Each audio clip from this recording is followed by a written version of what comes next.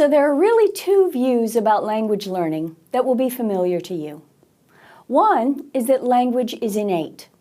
Our capacity to learn and use language is coded into our genes, which manifest in our brain that is perfectly designed to acquire and use language. Things like the over-regularization process support that argument. Things go on endogenously in language acquisition that suggest that there's a proclivity in human development to acquire language and to develop this complex system for communication. So that's the nature view.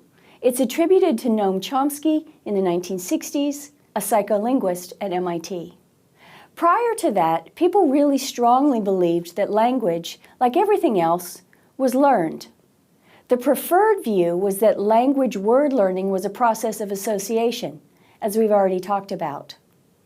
Producing grammatical utterances was a process of social learning, that is, imitating what other people say, and then being rewarded or punished, and thereby shaped, as you produce these imitative utterances. It's not explicit reward and punishment. If you say the utterance grammatically correctly, everybody understands, and that's a reward. If you don't say it grammatically correctly, people don't understand, or they misunderstand, or maybe they correct you, and that's a subtle punishment.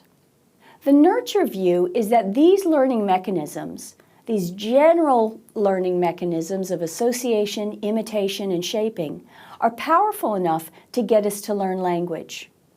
Whereas Chomsky and people who have followed him since the 1960s argued that no, language acquisition is too complicated to occur through these simple mechanisms.